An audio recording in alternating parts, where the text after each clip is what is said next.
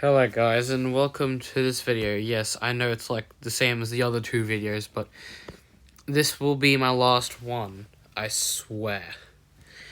Considering the fact that, there's been a couple seat changes, seat guarantees, and, a seat flipping, which made my predictions incorrect, I'm now gonna re-predict. But let's firstly go to the seats that were gained, because last time, every time I tried to predict the seats that were, in the doubts, and I ended up being wrong. For example, in Goldstein, the Liberals gained. So let's go to Goldstein and put that up as coalition. So yeah, there you go. We might as well continue with the rest of Melbourne with Labour winning Melbourne itself. And then they won. I feel like they won. I think. Yep, they won. Oops, wrong electorate. They won. They won the electorate of Deakin, and are on track to win. Menzies. It looks to be an ALP likely as with that. The margins though are tightening up. So there you go. Next up is Monash, which is where the Liberals are ahead. So I'd say the Liberals will gain Monash. Okay, the swings I don't think will be, hard enough to defeat whoever's running in that seat. Anyways, moving on to Tasmania, where we have two gains now. The electorates of Franklin now becoming a certain seat. We also have gains in Braddon. Wrong electorate, Braddon and Bass. It swings, huge swings towards the ALP.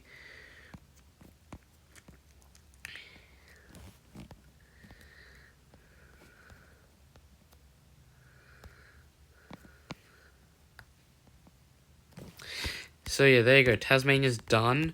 Next up we have what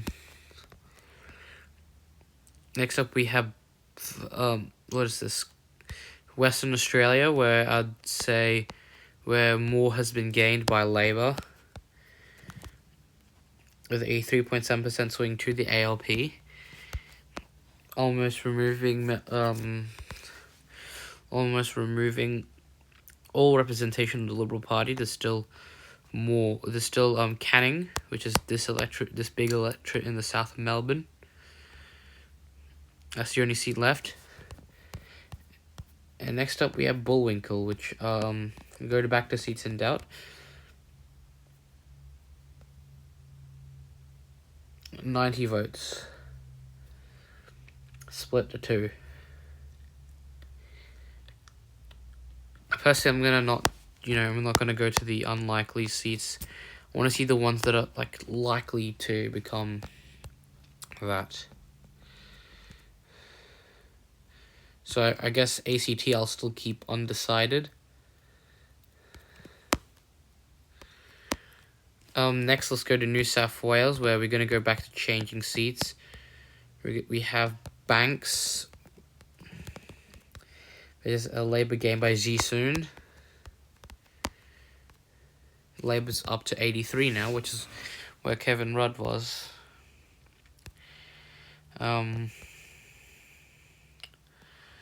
Then Hughes.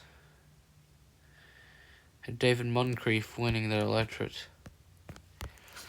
Now we're going to go to another seat in doubt, which is Bradfield.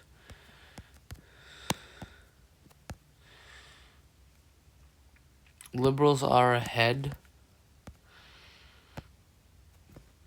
Personally, I say the Liberals will win this one.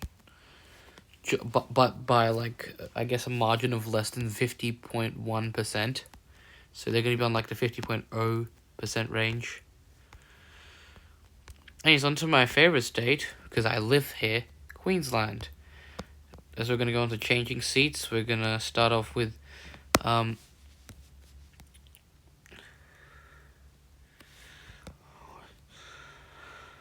Bonner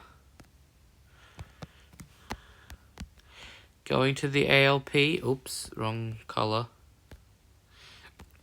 And yes, Griffith, which was Kevin Rudd's old seat, goes back to the ALP. The Greens lost Griffith. So there's a big swing against Labour there.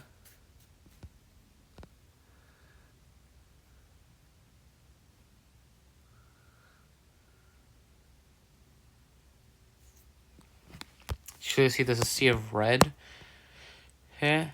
If you look here, it's already a sea of red.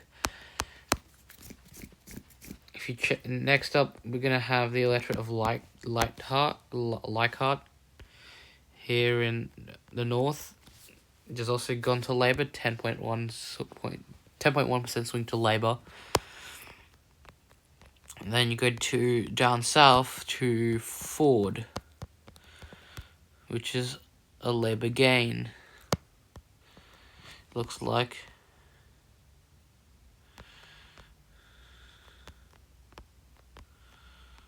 So Labour's up to 88 seats.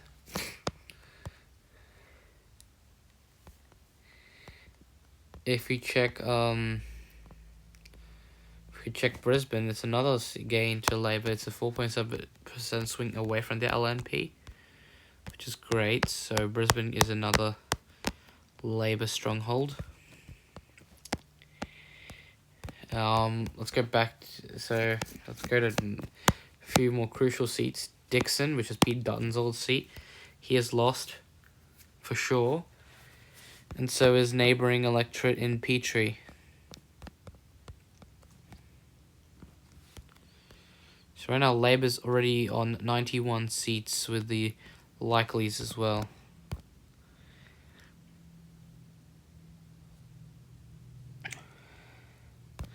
Oh yeah, I almost forgot about South Australia. So Labour would actually be on 92 seats because of the gain in Sturt. Meaning the Adelaide is exclusively red now. There's no blue.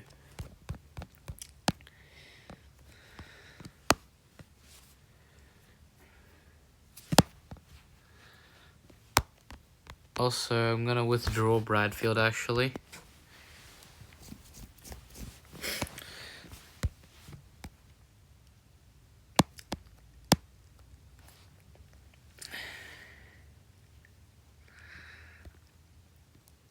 So Colwell and Victoria is apparently in doubt, which I don't believe. Colwell, I feel like, would go to Labour. So right now Labour's on 92. I take ALP likelies as just ALP, so...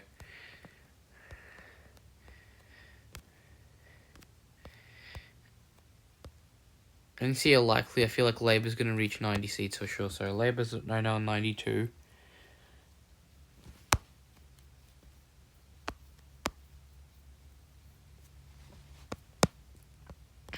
Anyways, on to the seats that are in doubt. Firstly, starting in the west with Bullwinkle. Bullwinkle is, in my opinion, too close to call, because it's going to be swinging from Labour to Liberal to Labour to Liberal.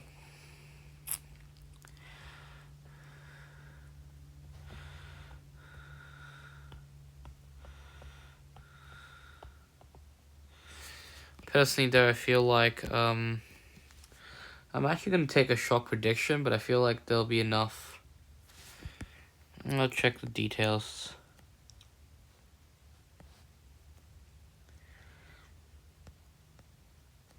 I feel like the flow of preferences with One Nation and the Nationals would probably give Bullwinkle to the coalition, so I'm gonna flip from my predictions last time and give Bullwinkle to the coalition. I almost forgot that Melbourne is a gain to the Labour Party. Adam Bant has lost it, which is great news as Radicals are no longer in power. Dutton's an ableist, and Adam Banton is basically the progressive version of. You know, Dutton. So there you go.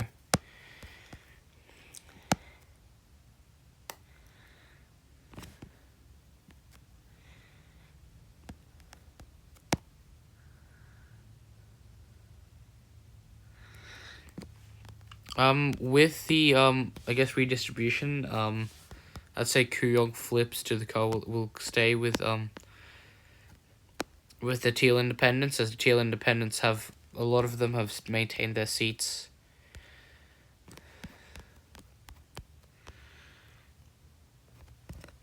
Well, let's check Kuyong when it comes to the primary votes and stuff.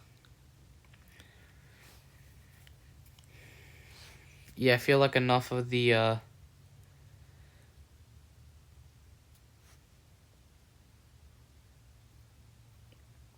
feel like enough of these preferences would get Monique Ryan over the line. So there you go. That's another seat confirmed. Kuyong in Victoria. Next one, Bean. I want to see what would the preferences go. I'd probably say enough of the Liberal preferences. So, I know that I think Labour might actually lose this one, because the Liberals will definitely preference the independents higher.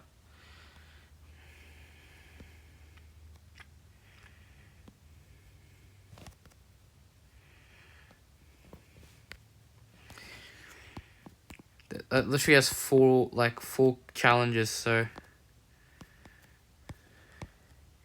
if you look at this, Labour's leading on the primaries. I think the Greens would probably give their preferences to the independent. And then the Liberals would give their preferences to the independents, so personally that's going to be a Labour loss for me.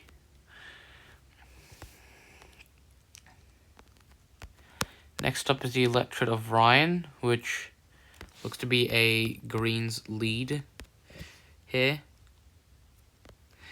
So yeah, I'm not gonna just have like an only this prediction. I'm also gonna have a few alternative predictions as well. And lastly, Longman. Longman is trending ahead for the coalition, so I'll give Longman to that. So yeah, that's pretty much it based on, you know, the regular polling and stuff. Labour fell just short here. But like I guess I'll go, that's my what I call Labour low when it comes to results and stuff. Bradfield. Bradfield, sorry. Bradfield looks like coalition's ahead. I'd give the coalition. So, at best, independents are at 10, Labour's at 92, the coalition is at 36 plus 9, which is 45. So, coalition's at 45, and then one of each other party, including the Greens. That's probably the best possible situation for the coalition.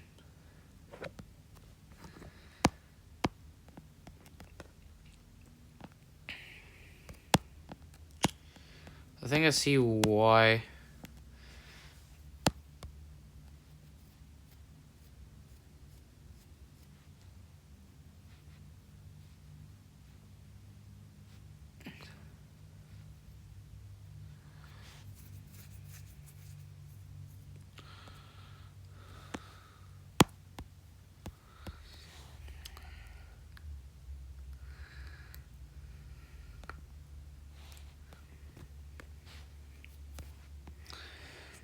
So that's Labour's that's Labour's worst possible result, 92 seats. I guess the Liberals' best possible result would probably be a Kuyong gain, which I don't think will happen, so there you go. The Liberals' best possible, so this is the Liberals' best possible finish. You could say Labour's best possible finish is I feel like Bean would stay. Bullwinkle would flip to Labour. So, there you go. As you can clearly see, it's way too close here, but if Labour's ahead, I think they could flip that one. Also the electorate of Longman, with 471 vote lead, it might flip towards Labour in this electorate, so Labour's best result might be 94 seats, as it's pretty unlikely to gain Bean, and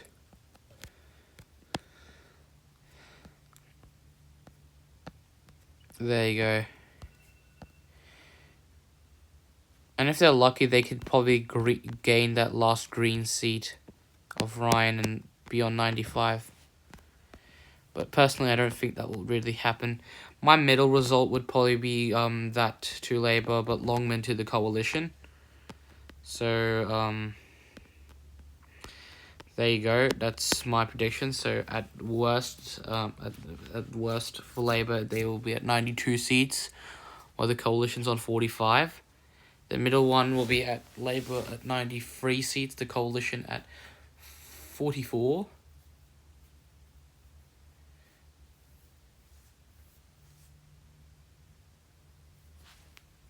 And then the best possible result for Labour would be gain on Longman, which puts the coalition on 43.